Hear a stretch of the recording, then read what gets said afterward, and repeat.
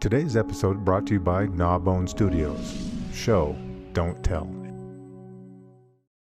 This is Rip Rawlings, and you should be watching the Crew Reviews.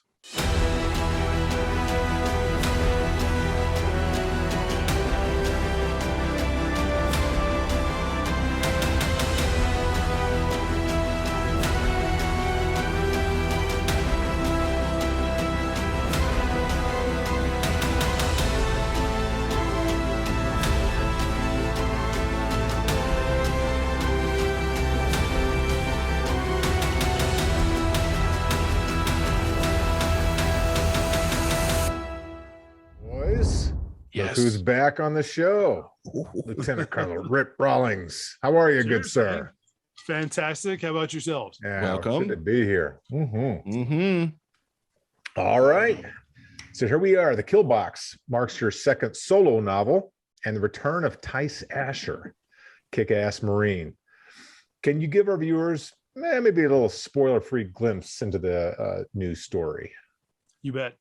So, well, first of all, Tyce Asher, the character, is a United States Marine. He lost his leg in combat in Iraq, and so that kind of happened before the first book. But there's flashbacks to it, and he has to go up in front of a dreaded medical review board. And not everybody knows what this is, so I'll briefly explain. In the military, if you get sick, lame, or lazy, you go up in front of a review board, and they are tough. They're frightening for guys. Yeah, guys who've been in combat, including our hapless Tyce Asher, go up in front of them and they have to explain why they're good enough to be in the service. They have all your medical records. They've got your entire reports, everything about you. And you have senior men on the board who are ostensibly your superiors. I mean, if you're an infantryman, then they're infantry officers. And then they have some medical guys. And the Navy, I love our Navy, but the Navy is, perhaps their bedside manner when they're in a review board is not what it is when they're in the surgery. And so they're usually like, well, okay, so, in the case of Tyce Asher, it looks like you got hit by an IED. You got TBI. How's your brain? And, you're kind of like, I think I'm fit for service. Well, we're not so sure about that. So you have to really show cause. You have to show if you're a good enough person to be in the service. So that's what happens with Tyce. He has to show that he's good enough. And they say, okay, you can stick around, but we're going to have you train reservists. And nothing against reservists. It's a tough job to go from a guy who's 24/7, 365, a United States Marine. Yeah. And he also is being sent to West Virginia. He kind of sees that as a backwoods place. Little does he know. And he thinks, there's just a bunch of guys that really don't know what to do up there. Well, he gets up here and the Russians invade.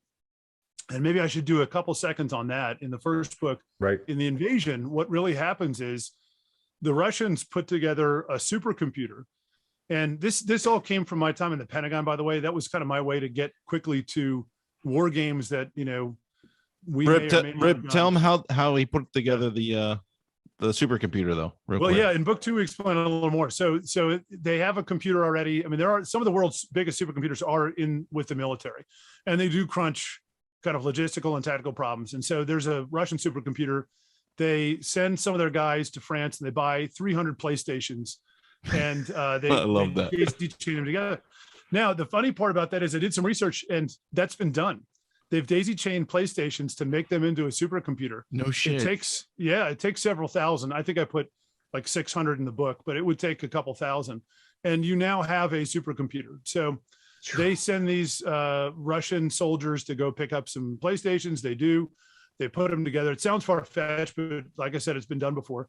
And the computer, after years of doing nothing, I mean, the guy who's in charge of it is a rising star in the Russian army. And he is forced to present this computer as their unit's kind of best of the best. And it flops.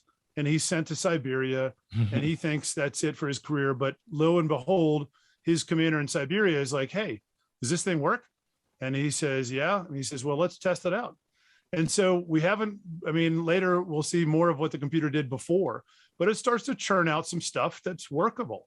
The first of which that we do allude to is it says they put into it, hey, can we invade the Ukraine?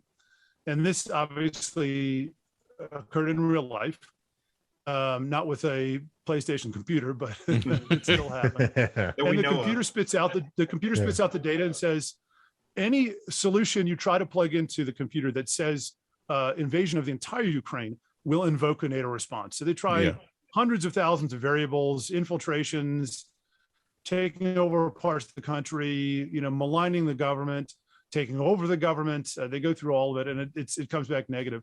So finally, the computer spits out something that says, well, if you invade half of it, including the best seaports, then NATO likely won't respond. So all of a sudden, you have a president in place, a Russian president who's egotist and a megalomaniac, and he tries it and it works. So now he brings all these guys up from the dugout and says, hey, what else can this computer do? And so they start to put some stuff together, and he says, have it determine something really big. Like, what's it? Could we ever invade the United States? It sounds like a flippant thing to do. I mean, we're doing stuff like that, by the way. All countries are doing that all the time. Right. So This is not unusual. It sounds a little unusual in fiction. I think a lot of people will be like, well, do we really do war plans against other countries? I mean, before World War II, we did war plans against our allies. And I'm not sure that we're still not doing that. I didn't, so I can't say that we do. But so having Russia do invasion plans in the United States is not far-fetched at all. So I took a lot of old Russian and Soviet stuff and kind of glommed it together. So the computer spits out this formula and says, look, it is feasible to invade the United States. It has to be done kind of with some skullduggery. But it says if we can reduce our strategic nuclear arms, US will reciprocate. Right. Because we're always in this battle of, you go down to X number, I'll do the same, because I don't want to be looked at on the world stage as a warmonger. And I don't want to be the guy who's got 6,000 nukes while my opponent has 3, because it looks very bad to the United States. So we're constantly reducing parallel, the START treaties, the New START treaties, the SALT treaties, all of those did the same thing, which was reduce in kind. The thing that we always overlook is that they have maintained their tactical nuclear stockpile. They've never really relinquished them. We have none. We used to have nuclear bazookas. I mean, they didn't give it the Marine Corps. I can imagine why they didn't, but I can't imagine. Wait a minute, nuclear bazookas? Yeah, we had them. We had nuclear artillery shells. And so we had tactical, I mean, down to the minute tactical. And this bazooka, you can look it up. It's an amazing thing. I've forgotten the name of it off the top of my head. It's the Long Tom. I can't remember, but it's got a nickname to it. And anyways, the computer says if we can reduce to a sufficient number that they don't have strategic arms enough to respond, surprise them so that they can't really trigger them. Number 2, if the United States ever decides to curtail the Second Amendment, at least enough that private gun ownership is a concern. We have more private guns in the hands of private citizens than most other countries have in their armies. Yeah. So that is a factor that the Russians, the Soviets used to take into consideration. And then the third factor is if America is involved in another overseas conflict. So sure enough, all 3 things happen. And the president of Russia says, let's do it. He says, we got a chance. And the computer says we have a chance, let's take it. So they take it, it works. And then immediately we go down to the tactical level and we watch Tyce Asher, Major United States Marine Corps, who's up in the hills with all his reservists and realizes not only are they at war, but they are up in their hills. And then we flip the script. He's been fighting counterinsurgency, so he knows how to run an insurgency. So he's now fighting against the Russians, planting IEDs, doing little things because he's a much smaller force. You also see he's disconnected from the larger chain of command in some regards. He doesn't really know what's happening that far to the north, south, east, and west because the Russians don't want anybody to know what's happening. They control the information. So that kind of leads us to book 2. Mm-hmm. And I'll give a quick teaser on book 2, and then we can go from there wherever you guys want to. But it's out now, so spoilers I think are good. Guys, hopefully are still going to buy it.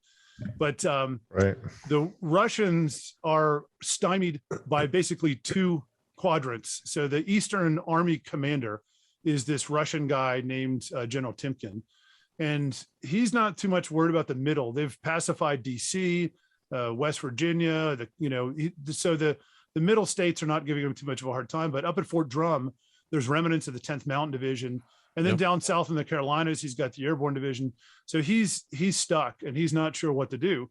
His guards armies, which are much bigger than our divisions, but still, not quite in parallel, the equipment and all that kind of stuff, bring them down a little bit. They're fighting a good fight, but he decides he needs to shorten one of the conflicts so he can free up his troops and send them down to the south to fight against the 82nd Airborne Division. So he devised this scheme, and he decides to get a hold of some of our chemical weapons, which we still have in Dugway Proving Grounds out in Utah. So it's all legit, obviously written based on an factual basis. And Right. he can't send it by plane. Ostensibly, the Canadians are still fighting them in the air, and he don't want to risk it. So he decides to send them by train, which is a great literary device Yeah. because it's, slow moving. But I mean, you got a ticking time bomb. It's trying to make its way to the East Coast. Yeah. But the vice president, whom they helped rescue in the first book, is the one who kind of keys them in on what they need to do. And he says, yeah, it's probably coming through your area. And so they set some ambushes, and doesn't go as planned. And I'll leave it there. And we Yeah. can go. Rarely do ambushes go as exactly. Well, yeah, planned. exactly. The kill right. box. The kill box. Yeah. Well, the kill box, your new book here, it Yeah. comes right on the heels of Assault by Fire. So Yeah. it's right after the ending of that book. Right.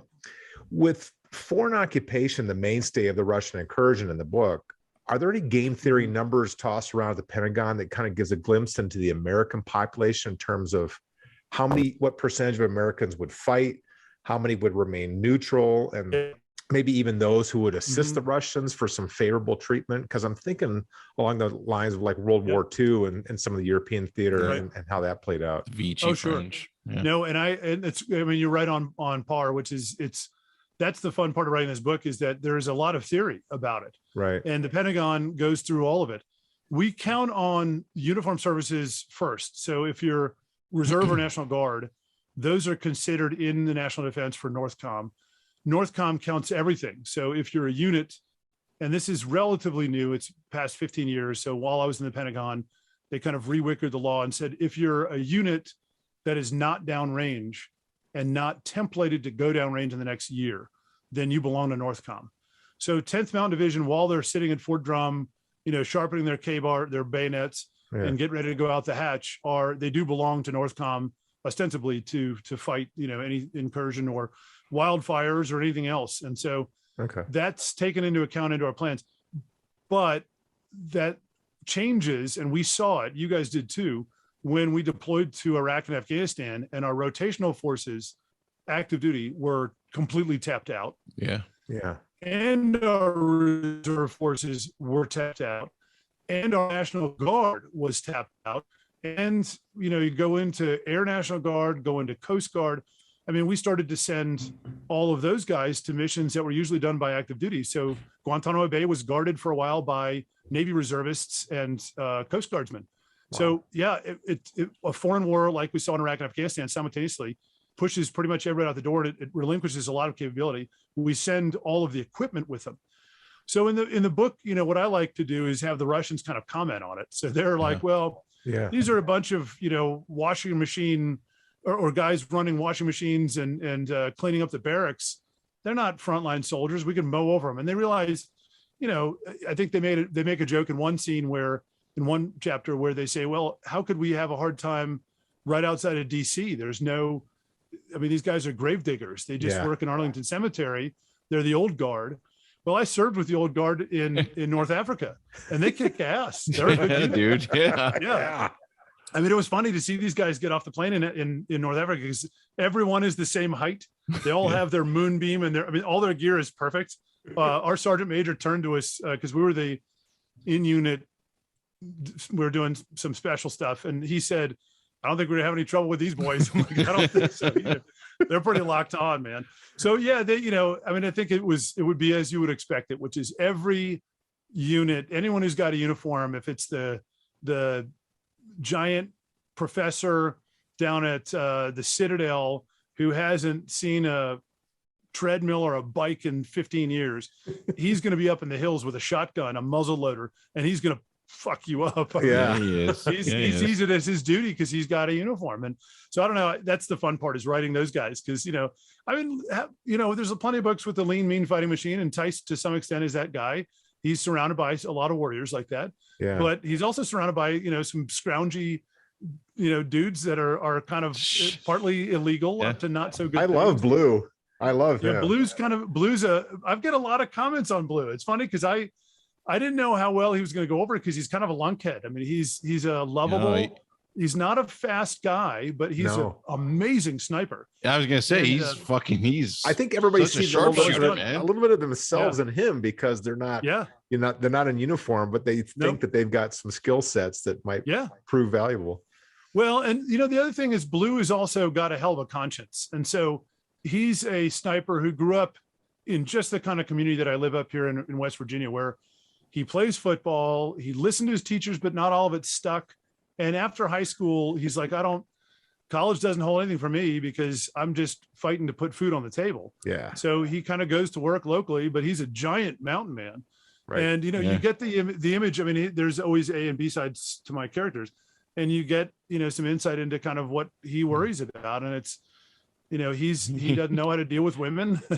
he hears his teacher's voices in his head. That's kind of funny. Yeah. I mean, when confronted with kind of exceedingly high level patriotic stuff that you and I would be fairly well versed in, which is, what does it say in the Constitution? Tell me about the Bill of Rights. He doesn't really remember it, but he remembers the teachers telling him how important it was. Yeah. And so in some ways, it's funny because all my beta readers said, I really like Blue. I'm like, well, yeah, he's kind of a lovable guy who remembers some of that stuff, but I don't remember it perfectly. But he remembers it's important, and he remembers why it's important, because if you don't have it, then we're not America. And so, yeah, he gets coerced into doing something that he's not quite sure he should be doing. Mm-hmm. Right. He's like a Randy Quaid from Independence Day on steroids. Yep, absolutely. Yeah. Dude, that's perfect. Yeah, that's right. Perfect. Well, it's funny. I picture him as a lot bigger than Randy, though. This is a guy who, we do too. He's been eating his red meat his entire life. Unlike the rest of us, he's not going to be the guy who dies of cancer at 55 from eating too much red meat. He's the guy who just is a giant dude. And you get some insight in the fact that he played football, and even there, he was just put out there because he was so good at blocking. He just nailed people. You get the impression he mowed down 3 or 4 dudes at the same time and said sorry while he was stepping over. Sorry. Sorry.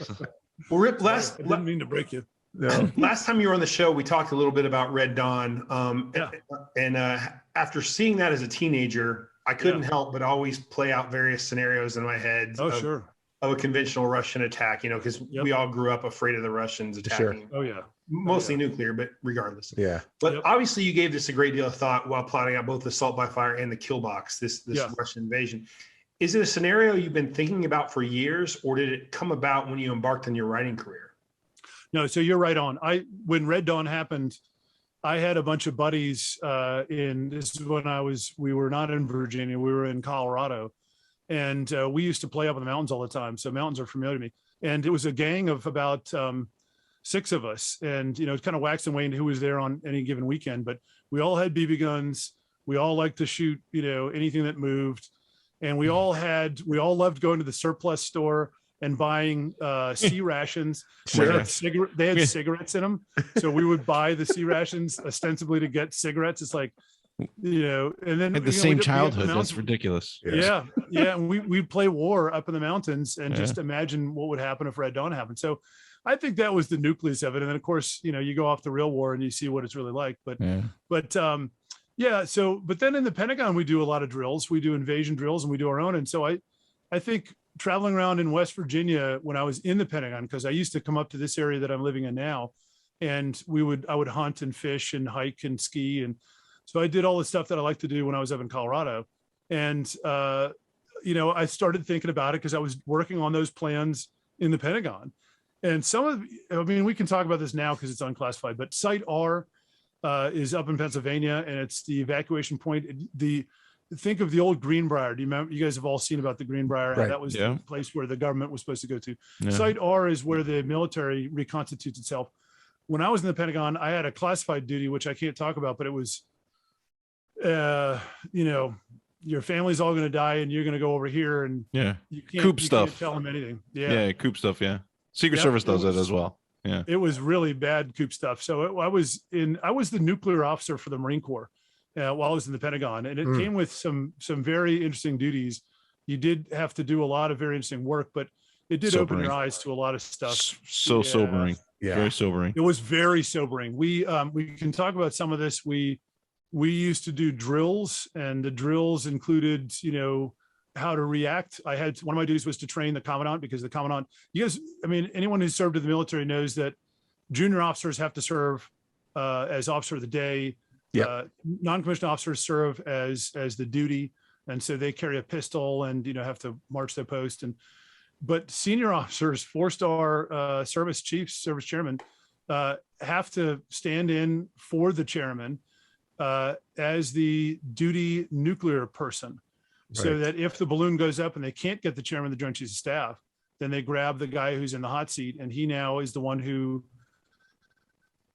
does some stuff and talks to the president and gives him his options. Yeah. So my mission, one of my duties among many, was to train the commandant every third quarter to get ready for his duty. And it's extensive. It's a lot of stuff, and the read-ons and so, those drills were sobering, because you would go through, it was like war games is the best thing I can explain. And a lot of this stuff is not classified. I'm still cautious about all of it, but it's reaction times. And, you were talking about minutes before things arrive in the United States, if Russia launches stuff. So yeah, it's sobering, but that was where a lot of this was born from, is in the Pentagon doing all this stuff that I couldn't talk about.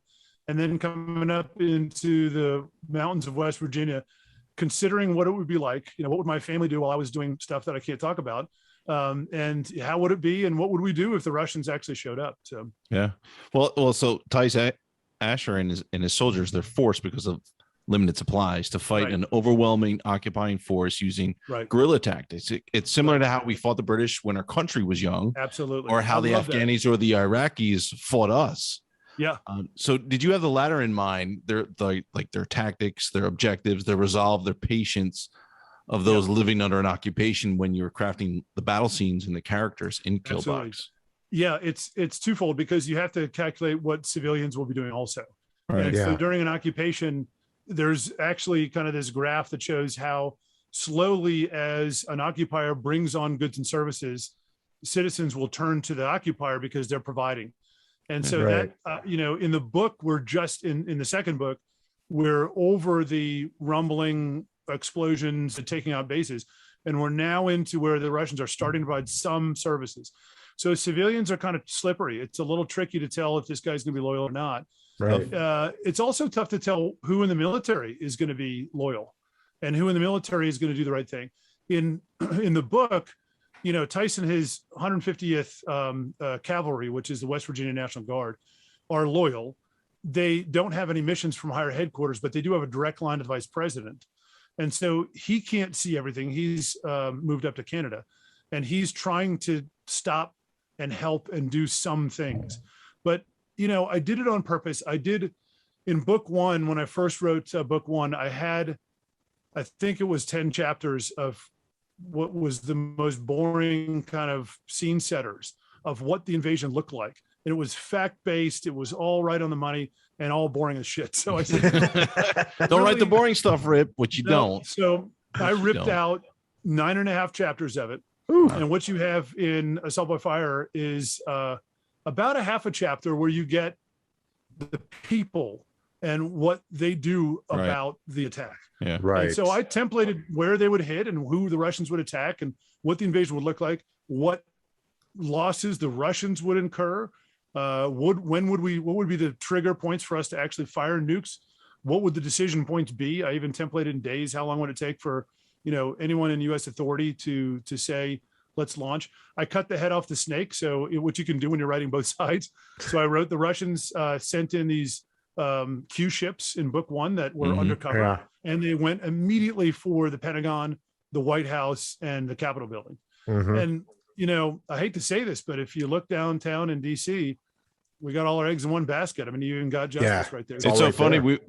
We've talked recently within the government. They talked about moving agencies outside of DC because it's such a target. It's a huge target. Even a dirty bomb. It wouldn't take any more than a bin Laden lookalike who really wanted to hurt us. Right. And forget flying planes into buildings. That's old school and it's precision. Right. How about dirty? That's a dirty bomb that puts a cloud over the entire city and no one can go into work. Can't touch it.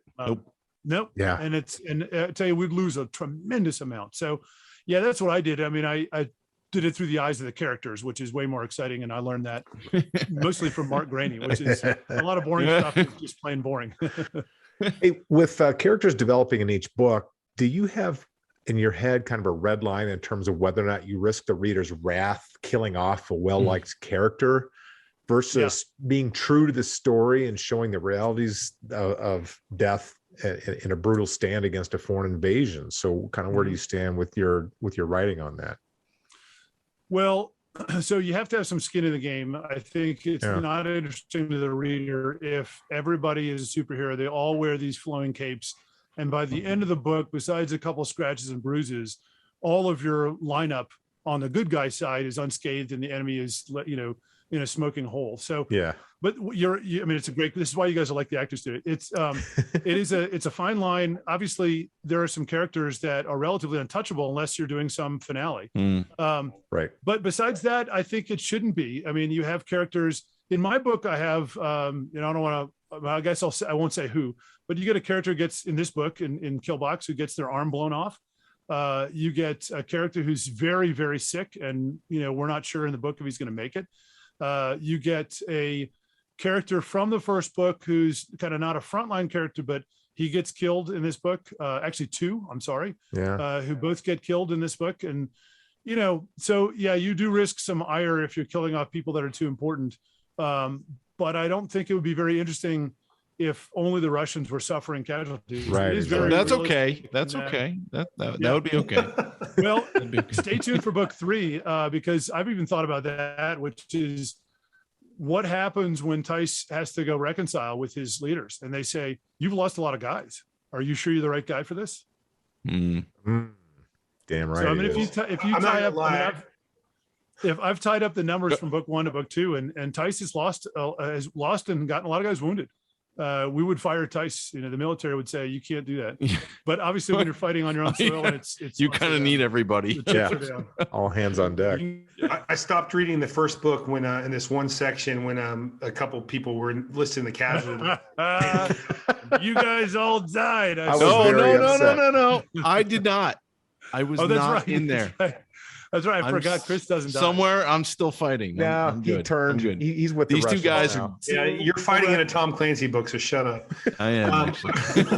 Speaking of characters, from your collaboration with Mark Graney on Red Metal through both of the Tyce Asher books, female Marines, soldiers, pilots, and even a sub-commanders have pivotal and front and center roles in the combat that you depict. Right.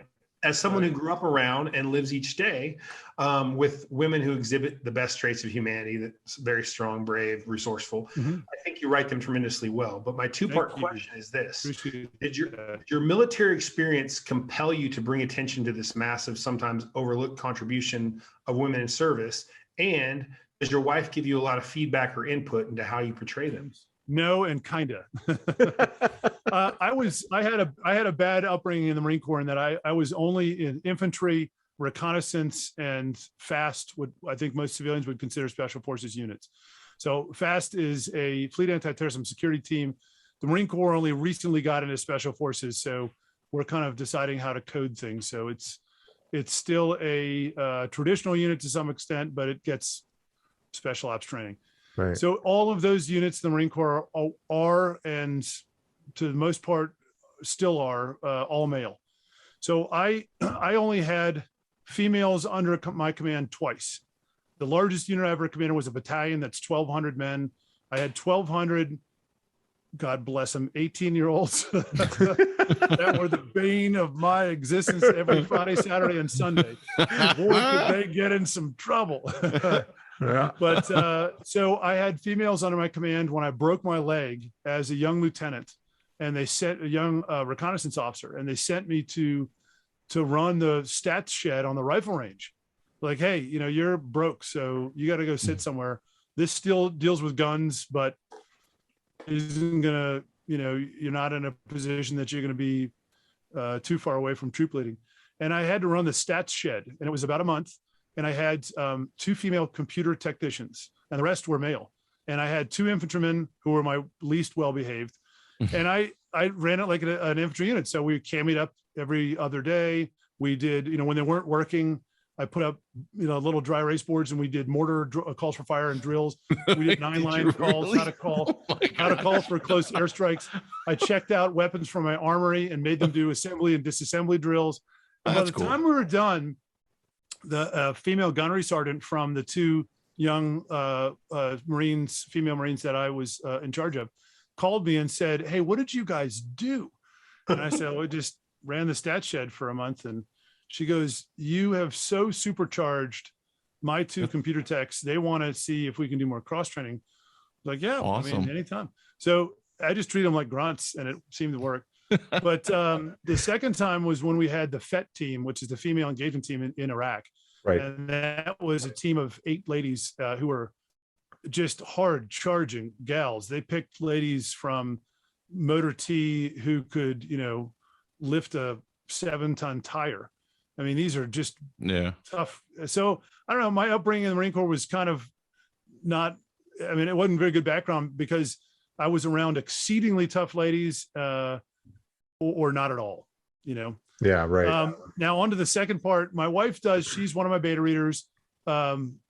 She reads it. She's not Victoria, who's the female surgeon, even though my wife is a former Navy surgeon.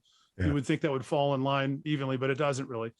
So she reads it, and she'll come back and say, "I would never say that." I'm like, "Yeah, but Victoria did." So, like, well, I wouldn't say that. So that's about as much. Yeah, she helps me with other stuff, but yeah, that one, when it comes to that character, she's learned to try to remain neutral, I think. Rip, is she your, because we're writers, and my wife is actually my first reader for anything. I usually read it to her, and she's like, "Nah, it's stupid." My wife says that all the time, by the way. She's like, "I wouldn't say that," because I write, Secret Service stuff. So is your wife the first for your first reader? Yeah, she'll read chapters at a time. So I'll have, pockets of stuff done in the book. I'm more of a plotter than I'm a pantser. So I'm about 75% plotter and then 25% pantser. I'll add stuff, and add chapters that I'll be like, "Oh, I got to capture this action. This is great." But so I'll have these pockets of chapters done, and I'll give her a chunk of, 6 chapters. But the trouble I have is that she grew up in the South, and she's not very expressive. So I'll be hanging over, I'll be drinking a scotch in the corner going, "Oh God, I hope she likes this." And I'm kind of interested in what her take is. And I'll say, "What do you think?" "Yeah, it's good." Yep. Sounds like my wife. Jesus. Now I'll say, "Well, what did you think of the character? Did you see the B story in this character? I worked really hard so that you can't really tell that that's part of his B side, but the A side's there." "Yeah, it's good." "Well, did you like the action?" "Oh, that was cool." Like, honey, give me some feedback. I just said it was good. What do you want? I'm like, you're one up on me. Mine won't even read my stuff. Well, I don't have any time for myself that. lucky then. Yeah, I should count myself lucky. All right. Well, so Rip, Russia obviously looms large in Killbox, as it does actually in real life. There are, the Russians, they're a major military power with ambitions and objectives that often, if not always, don't align with ours. Right. They've been watching us, watching our military, watching our politics, watching our messy democracy. And as an author, and having spent most of your adult life in the Marine Corps, you probably spent a lot of time inside of the enemy's head. So I want you to put on your predictive hat. Okay. What do you think Russia does or focuses on during the next couple of years? So the soft insurgency, the soft attacks have been very successful. So I think they're going to do some continuation of, let's stir up elections, let's stir up discontent, anything we can do to get America to focus inward.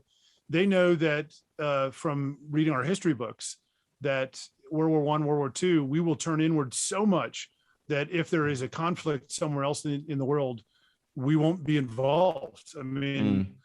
Laissez-faire politics, the politics of World War I, when we didn't come to the aid of some very good allies for a couple of years. Likewise, World War II, it wasn't until Pearl Harbor was bombed and we finally had enough. Obviously we were, to quote Churchill, we were the forge of democracy. We were giving them all sorts of equipment.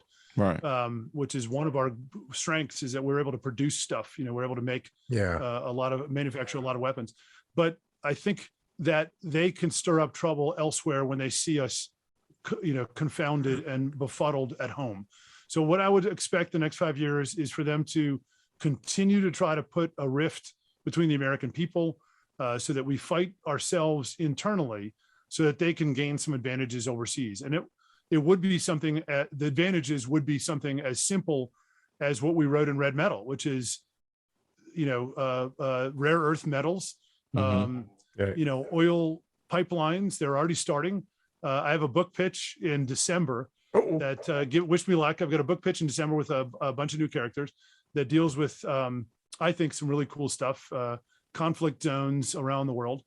And one of them right now, if you look at some areas in the Middle East, Russia is making inroads, as is China, a lot. Right. And they're doing it economically. They're doing it a lot smarter, I think, than we do sometimes. So I would say Russia will do a lot of that. They'll do it for economic advantage. I'm not sure that they're interested in any large scale conflicts with anybody, although I don't think they would mind having back some of what was the Soviet Union. And we've seen that in the Ukraine. We've seen that all over. So I would, if I were a former East Bloc nation, I would be hugging NATO as much as I could right now. Yeah, no kidding. I agree. There's rarely ever enough ammo in the best of circumstances in war fighting.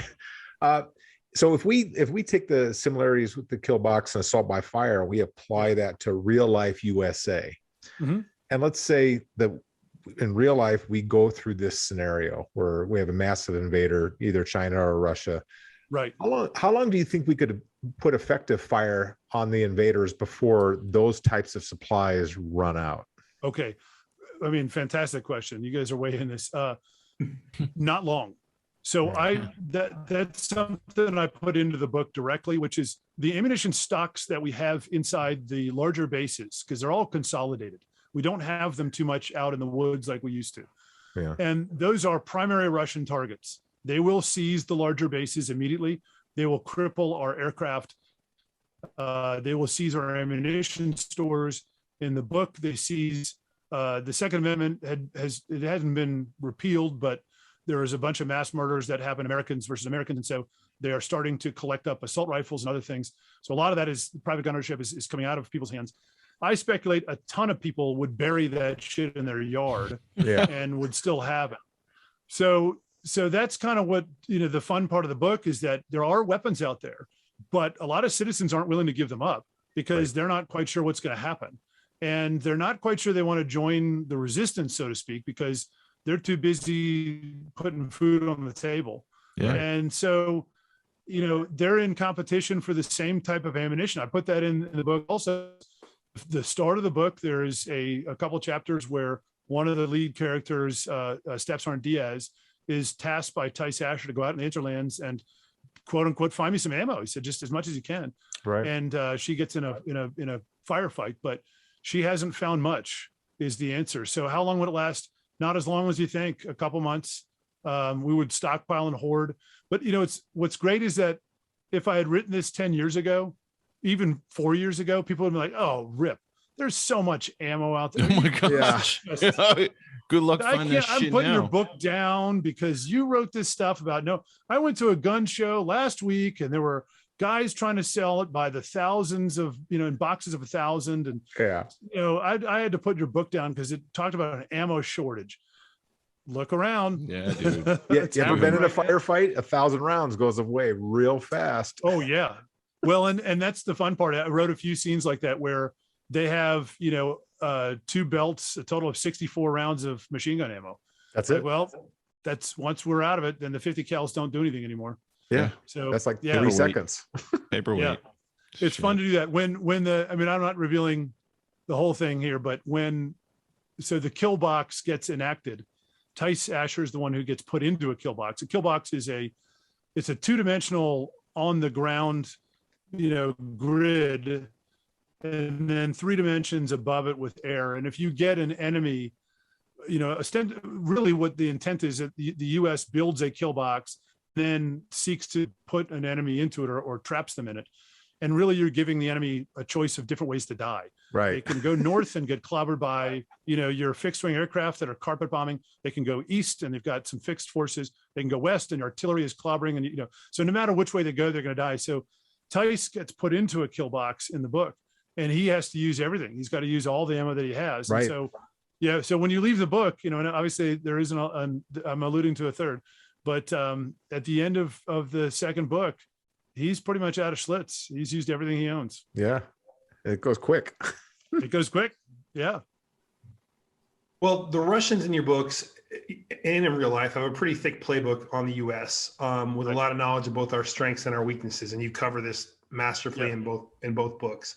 Thank you. What, to your mind, though, is an X factor that the models might not show? An area where you believe maybe they would vastly underestimate us in such an engagement?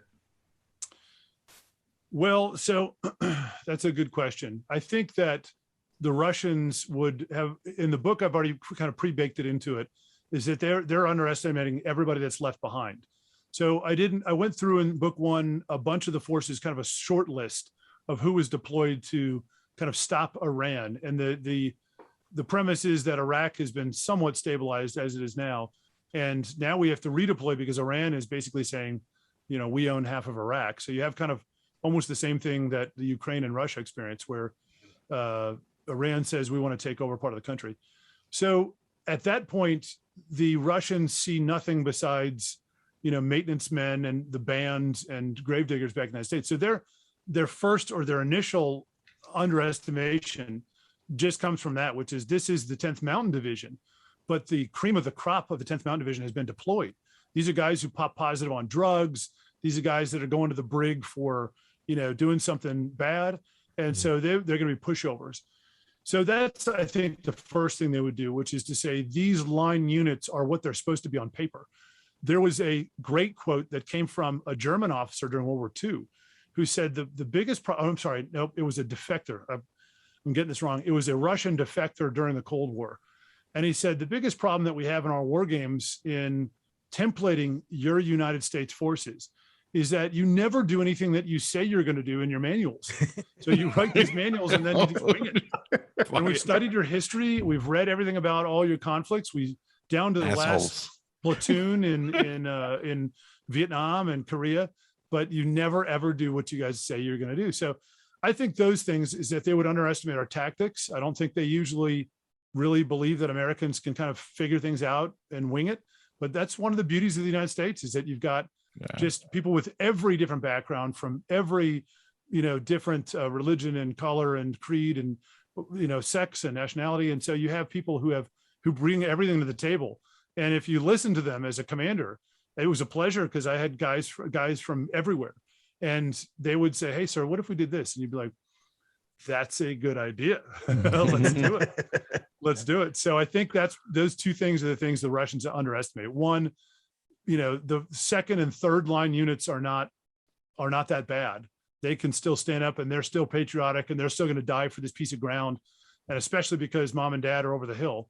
And number two, they're going to believe that we can't put together anything unless we have our senior leadership with us. And your answer brings to mind a question. Do you think that that's maybe one of the weaknesses of a totalitarian regime like China or Russia is that they squelch sort of independent thought and you're following, and so that's one advantage that we will always have as long as they run their NCO. I mean, you're right on the money, Sean. You're right on the money.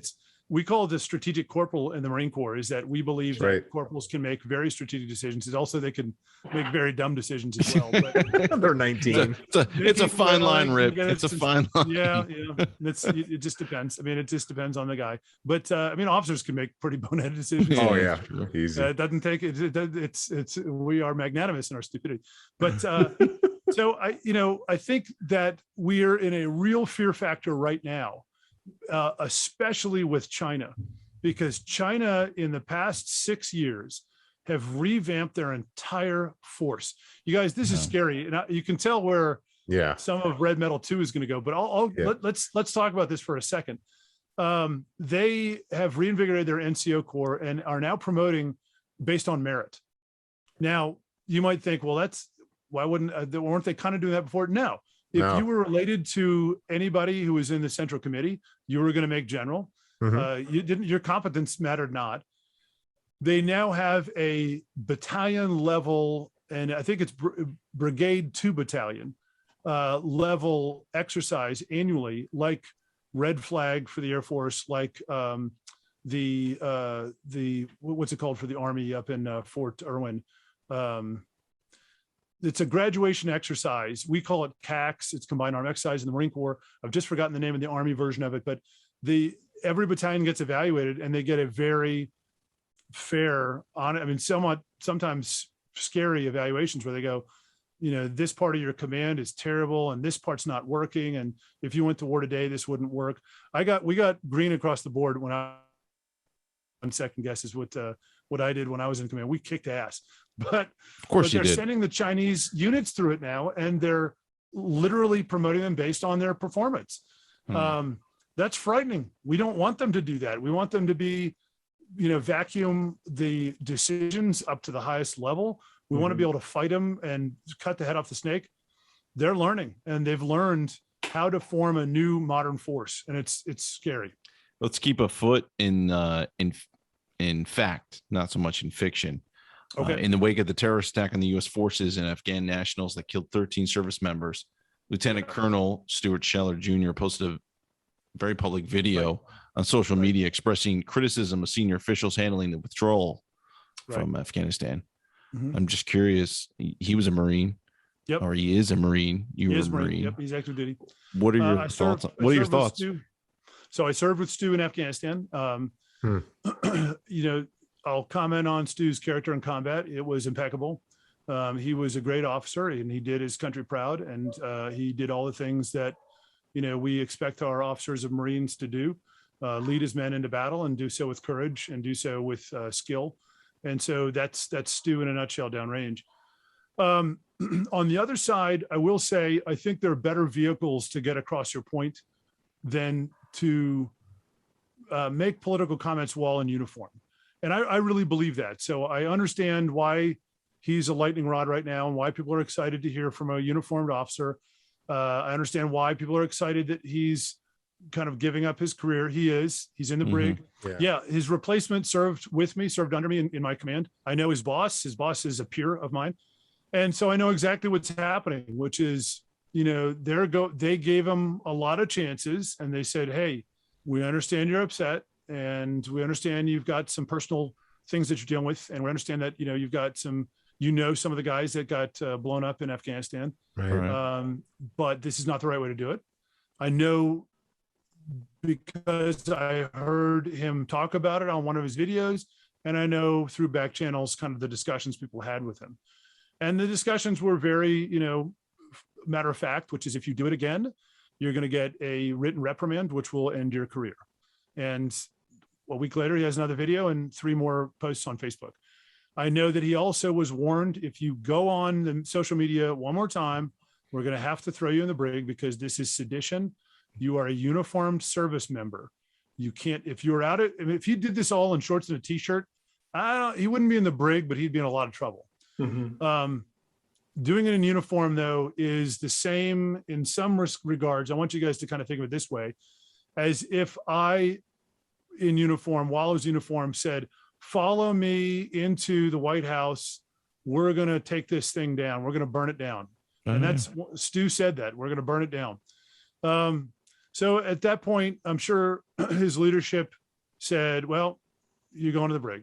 But he did that intentionally. So he knows why, he did one more video and one more video and one more video. And I'm sure, I know his bosses were saying, stop it. Don't do that. Don't do that. Okay, you're in the brig. So I think he wanted to be martyred. I think he wanted to show up in the brig. And I know that he knows his career is over. I know that he knows his pension is gone.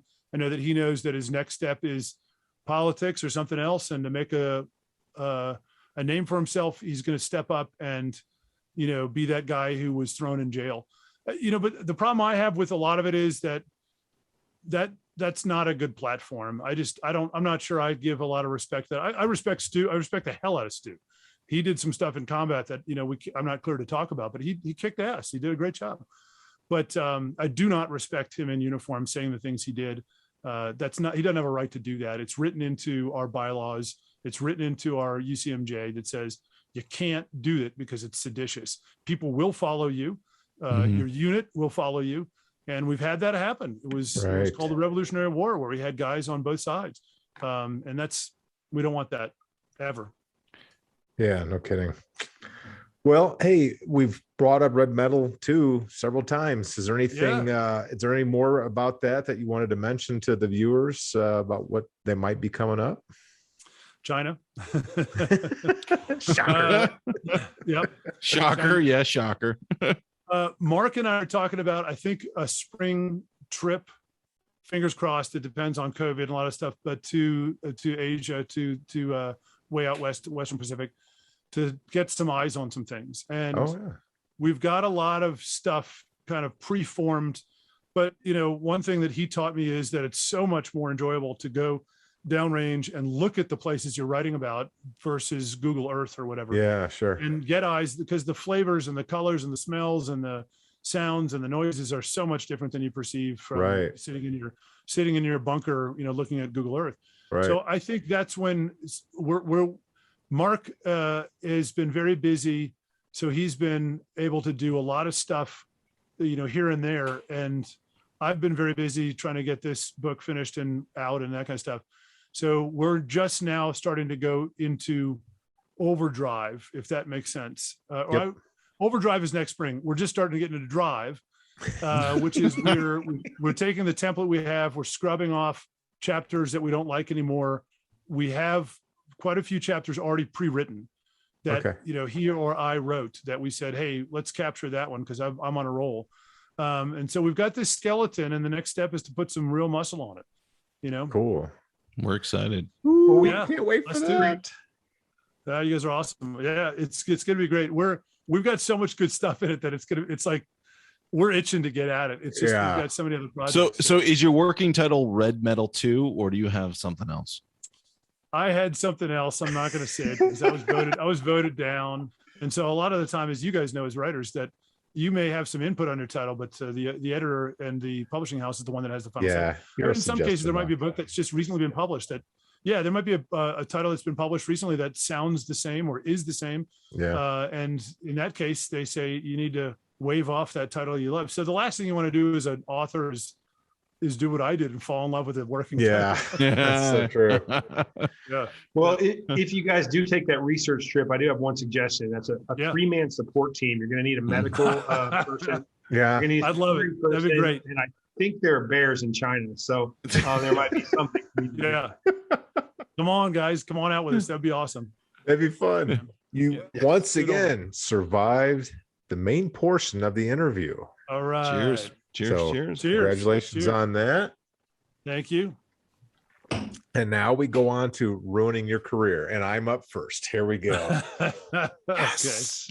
Number one. Okay. So when I went to the Marine Corps, OCS in Quantico, Virginia, I watched a guy jump into the river after chow trying to escape the base. The first week.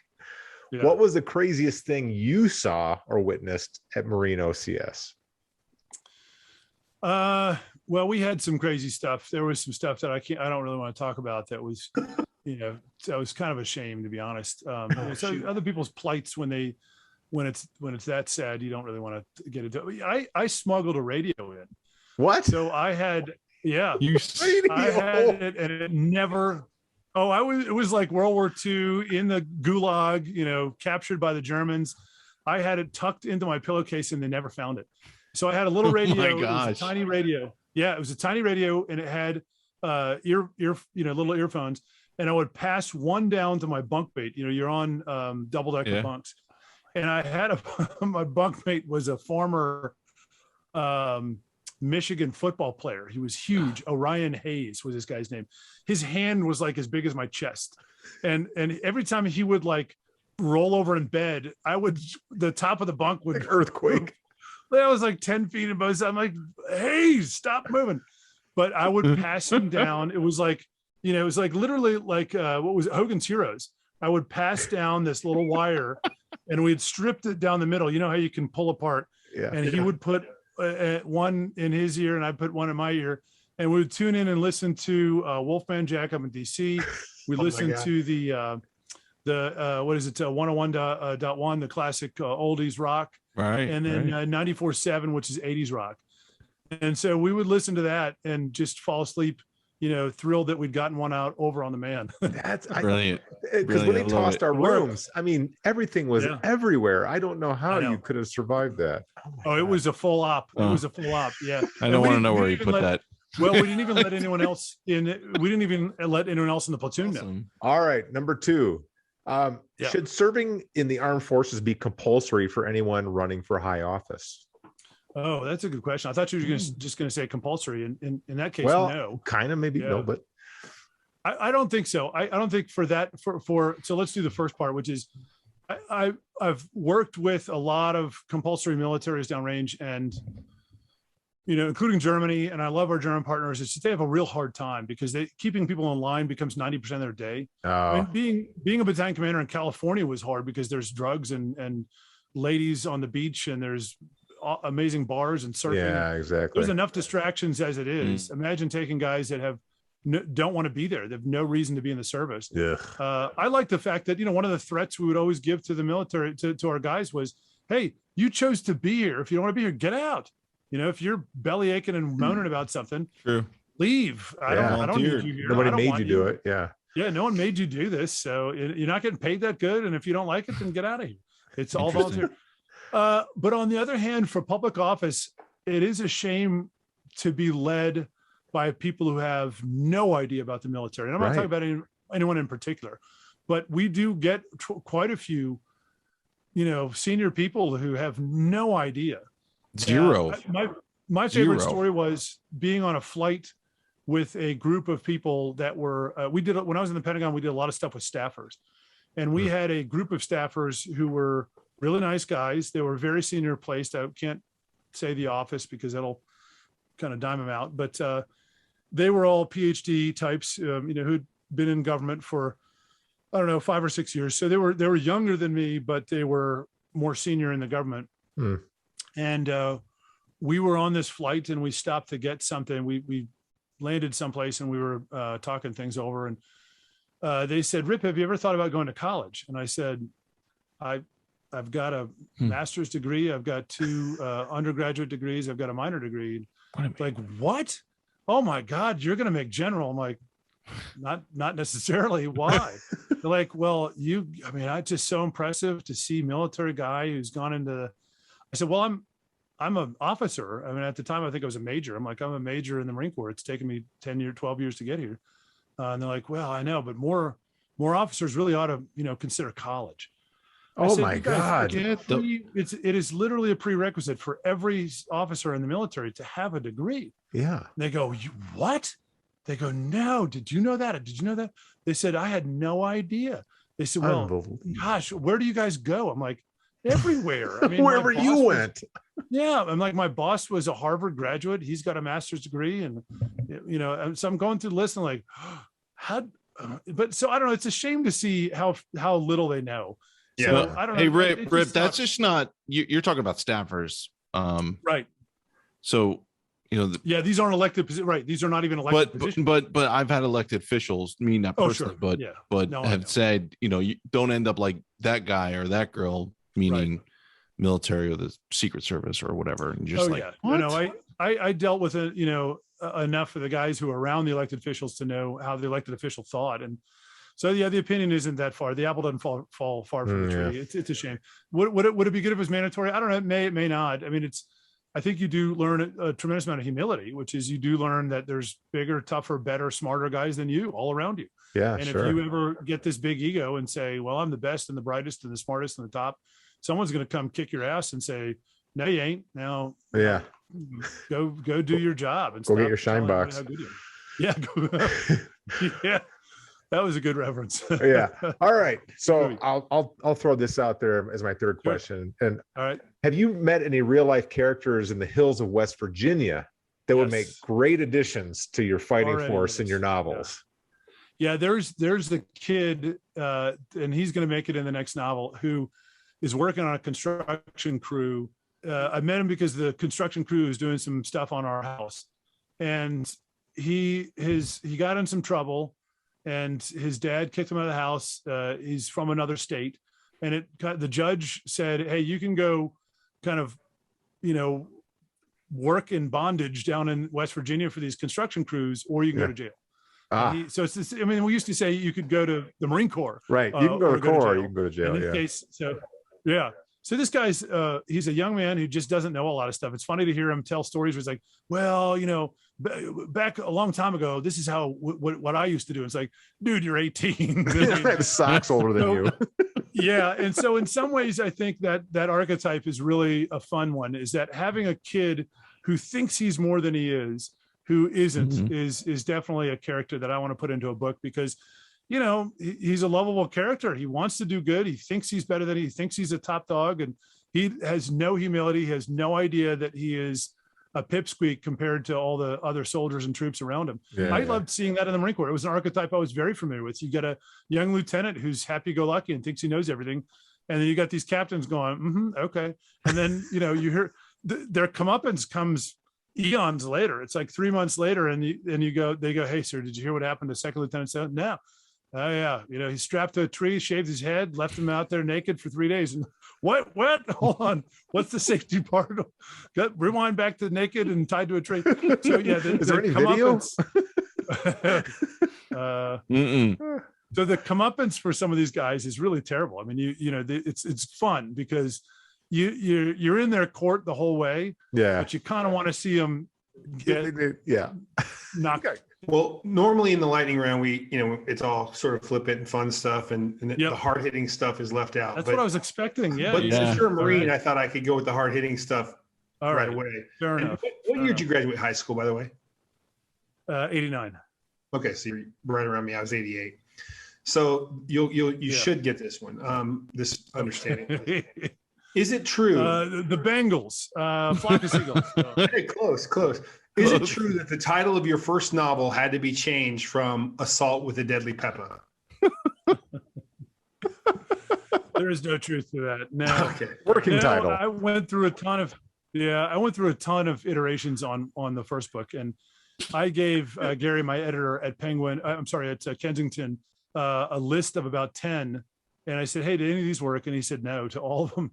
So I gave him a list of another 10, and he picked Assault by Fire, and he said, "That sounds great because I need an action title." He said, so I got to pick actually both of my titles. Killbox, I picked kind of outright. I talked to Gary and said, I put it online. Everybody loves Killbox. I think Killbox. And he goes, "I love it. Let's do Killbox." I was like, all right. So I lucked out on both titles. We lucked out on Red Metal. Mark and I were talking about it, and we said it has to have a double meaning. We want it to be red Russians and metal rare earth, and the REM part, which is the abbreviation for rare earth metals, is kind of embedded in the title. Yeah. So I think I've talked to a ton of other authors. I was talking to Simon Gervais this morning. I hope you guys get him back on the show soon. He's fantastic. He's coming on. My Canuck buddy. You betcha. Yeah, he's such a class act, man. That guy is so classy. We love him. He's fun to be around because, you guys have watched war movies, I hope, like World War II war movies. All time. Yeah. The grunt. I definitely am the archetype of just the big dumb grunt, but he is the archetype of the pencil thin aviator with the scarf who is just as suave as can be. That guy's a class act, man. Yeah. He's a lot of fun. Okay, my second question. There's a proposal out there that only one of the three of us agrees with in the publishing industry that suggests that male authors 6'3" and taller should get paid more regardless of any other factors. So I just want to know your 100%. Opinion. That's like the dumbest thing I've ever heard. I signed off on it, and I think it's going to happen. The Tall Man's Congress, as you know, met without any short men, and we've already made the deliberations. And as you know, we run the world. So, door frames are now going to be 5'10". Yeah. Look. My third and final question. I hope I'm not, breaking any news that wasn't supposed to be out there, but I heard that you, Mark Graney, and Don Bentley, all being drummers, I've heard that you formed a trio called the Little Drummer Boys. What is your first single? I don't know, but you know what? I've gotten so Mark, by the way, Mark came up and looked at my drum kit one day, and I have a Ludwig special edition Voodoo snare. Nice. It's an 8-inch snare, and I've got it with a piezo on it so I can electronify it. Yeah. So I can make all sorts of extra different drum noises with it if I take the snare off. And he was oogling it. And then when he married Allison, she bought him this drum kit that's like 10 times better. I'm like, oh, dude. So he is out kidded everybody. But I've recently gotten back, my kids have gotten into 80s bands, and they started listening to ska. And I haven't heard ska since I was in a fraternity back in the 90s. And they're like, this is great. It's got a fast beat. You could dance to it. I'm like, yeah. So, the English beat. And so I was trying to recreate some of the licks from the English beat. And one of their songs, Mirror in the Bathroom, which is a little bit, probably shouldn't be played for kids under the age of 16. But the beginning drum solos are fantastic. And I'm like, man, if I can get this one down, I'm not as bad a drummer as I think I am. And you're cool again. You guys should do an all drummer version. When is the drummer ever cool? I mean, come on. Well, that brings me to my final question, which is a bonus question. How can you tell if the stage is level? For a drum? Just the stage. How can you tell the performance stage is level? Drool runs out of both sides of the drummer's mouth. Hey man, if you're not flinging sweat, and if you're not doing stick tricks where you're throwing your stick up and stuff, then you're not. Here we go. Here are my 3 questions. Ready. As I was reading the end of Killbox, you had a really good, interesting. I read it. I was like, wow, he's spot on with this dialogue with Tyce. And he mentions the most poisonous substance known to man. What do you think it is? Well, I said gold in the book, but I don't know. I was waxing poetic then. I don't even know if I grabbed that from some pithy old quote or if that was just me. But I mean, the most poisonous substance known to man. I don't know. It's deuterium H, uranium-236. Yeah.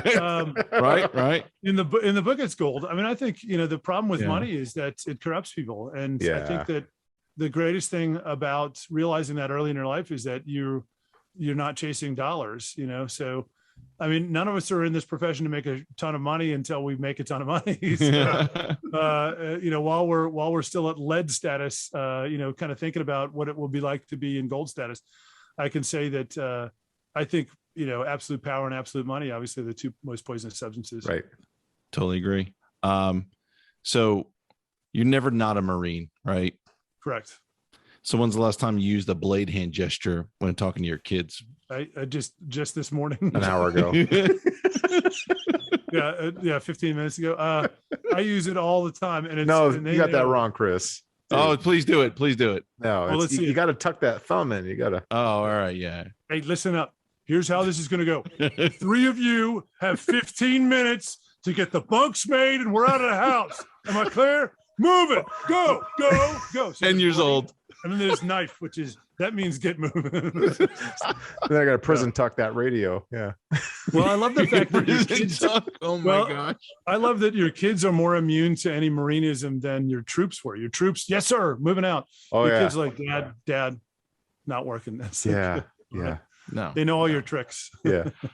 All right. Here's my last question, and it's your last question. So the media likes to say America's been at war for 20 years, but it's only been our military really that's been at war. America's been at the mall or making TikTok videos.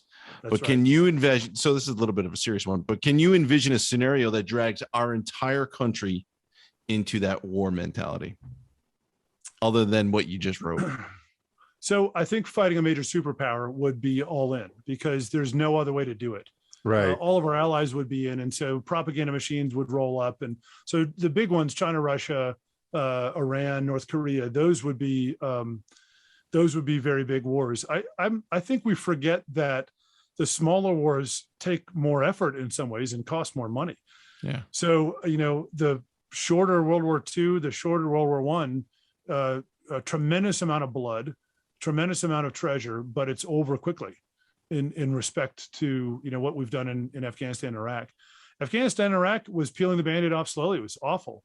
It's a terrible way to fight a war. I think we never were given very clean objectives.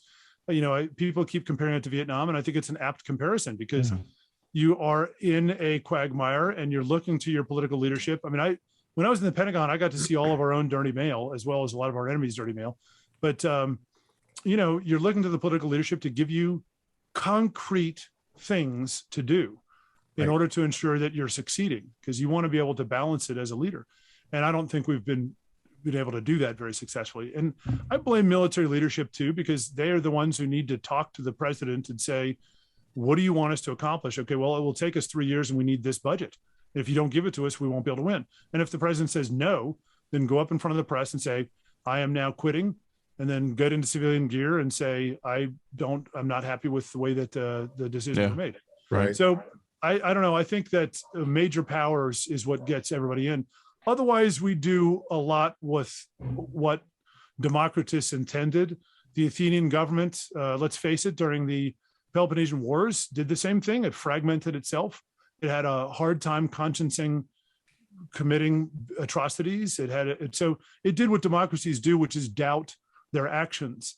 And it's a terrible place to be in. You look at dictatorships and go, man, it'd be so much easier to be over there, because those guys just tell their people to do stuff and they go execute everybody in the other country. Leadership. I mean, you talk about that. No rules, no committee, no rules. It's just, get it done. Make a decree. Here it is. Yeah. This is what we do. Yeah. But the problem with that, obviously, is that's not a democracy, and that's a dictatorship.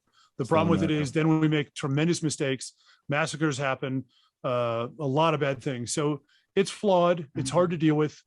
Living in a democracy, we look at it and say, boy, couldn't we do better? We always can. But the good part about it is, I can write about those things I did while I was in the service. All of us did. And we can complain about it and bitch and moan. Not everyone's going to listen to us, but at the very least, we're allowed to say this is being done wrong. This is being done correctly. Yeah. Just don't do it while in uniform is the only thing I would say. I hear you. Otherwise, it's sedition. Yeah. We tried Mike being our dictator, and it just didn't work out for about a week. And then it doesn't work out at the home either. So I can't find a venue at all. Give it to the guy who's got the Napoleon complex, man. He'll be, before you know it, he'll be slapping us around, and he'll be yelling at everybody, and he'll be putting his hand in his jacket and going, Sure, so, works. Short guys are really angry about stuff. So, Congratulations, Rich. What are you talking about? The rest of our interview. And hey, everybody, get out. Love being on. Get Kill Box right over my shoulder here. Really fantastic. More action. Tyce is kicking ash and taking names. Nice. He is. Buy the other books too. Here's to you, Rip. Congratulations. Thanks, guys. Thanks for putting me online, and it's always great to hear from you. It's always great to talk with you. Hey, boys. Wait, Lieutenant Colonel Rip Rawlings on the show today. Oh, yes, we did. And his latest, The Kill Box. Tyce Asher kicking ash for a second time around. He did. We loved it. We love having the Colonel on. Always a good time. And catch us every Monday for another best-selling guest. Bring it, folks. Whiskey Cheers. And good books. Whiskey and books. Cheers. Great book.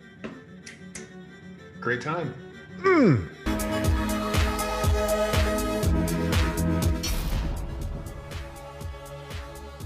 Mine's blue.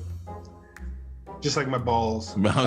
Balls, but you beat me to it, so that means it's true. Good for you. That's making the outtakes. All right. Here we go. Sean's got blue balls. Sean's got blue balls. No, it's not. Sean's got blue balls.